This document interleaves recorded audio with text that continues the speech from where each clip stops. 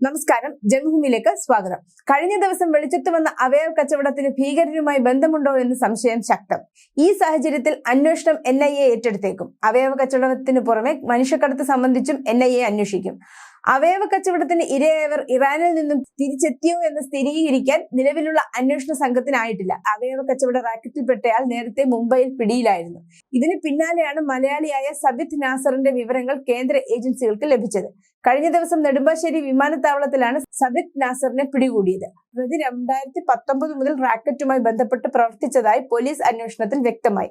ആദ്യം 20 ഇരകളുടെ പട്ടികയാണ് പ്രതി അന്വേഷണ സംഘത്തിന് നൽകിയതെങ്കിലും 30ഓളം പേരെ കൊണ്ടുപോയതായി പിന്നീട് മൊഴിമാറ്റി. ഇരകൾ യുവാക്കളായതിനാൽ ദുരൂഹതകൾ വർദ്ധിക്കുകയാണ്. സംഭവത്തിന് തീവ്രവാദ ബന്ധമുണ്ടോ എന്നും NIA പരിശോധിക്കുന്നുണ്ട്. കഴിഞ്ഞ ദിവസം പ്രതിയെ NIAയും IBയും ചോദ്യം ചെയ്തിരുന്നു. അതിനിടെ അവയവക്കടത്ത് കേസ് അന്വേഷിക്കാൻ പോലീസ് പ്രത്യേക സംഘത്തിന് രൂപം നൽകി. എറണാകുളം റൂറൽ SPയുടെ നേതൃത്വത്തിലാണ് 10 സംഘത്തിനാണ് രൂപം നൽകിയത്. സബിത് ഉൾപ്പെട്ട രാജ്യാന്തര അവയവ റാക്കറ്റിന്റെ ഭാരതത്തിലെ കേന്ദ്രം ഹൈദരാബാദാണ്.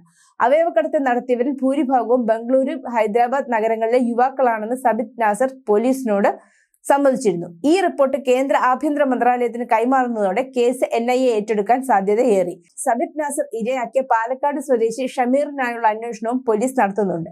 ഇയാളെ കണ്ടെത്തി പരാതിയിൽ തുടർ നടപടികൾ എടുക്കാനാണ് തീരുമാനം.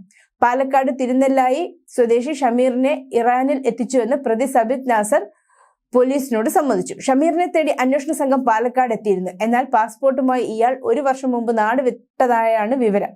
ഷമീർ വലിയ സാമ്പത്തിക പ്രതിസന്ധിയിലായിരുന്നു എന്ന മൊഴികളും ലഭിച്ചു. ഇരയായവർക്ക് നൽകിയത് 6 ലക്ഷം രൂപ വരെയാണ്. സബിത്തിനെ സഹായിച്ച വലപ്പാട് സ്വദേശിയായ മറ്റൊരു യുവാവിനെ പോലീസ് കസ്റ്റഡിയിലെടുത്ത് ചോദ്യം ചെയ്തിരുന്നു.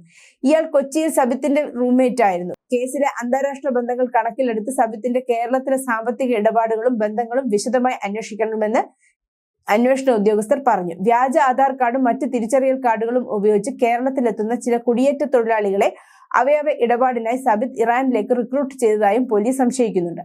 അവയവക്കടത്ത് കേസിൽ ഇരയായ പാലക്കാട് തിരുനെല്ലായി സ്വദേശി ഷമീർ ബാങ്കോക്കിലെന്നും സൂചന വരുന്നു. ഫേസ്ബുക്ക് വഴിയാണ് ഷമീർ സുഹൃത്തുക്കളെ ബന്ധപ്പെട്ടിരുന്നതെന്ന് വാർഡ് കൗൺസിലർ മൻസൂർ മണലാഞ്ചേരി പറഞ്ഞു. ഷമീറിന്റെ വിവരങ്ങൾ മാധ്യമങ്ങളിൽ വന്നതോടെ സുഹൃത്തുക്കൾ ഫേസ്ബുക്കിലൂടെ മൻസൂറുമായി വിവരങ്ങൾ പങ്കുവയ്ക്കുകയായിരുന്നു. ബാങ്കോക്കിൽ ഷമീറിനെ കണ്ടിരുന്നുവെന്നും എന്തിനാണ് വന്നതെന്ന് വെളിപ്പെടുത്തിയില്ലെന്നുമാണ് അവർ പറഞ്ഞത്.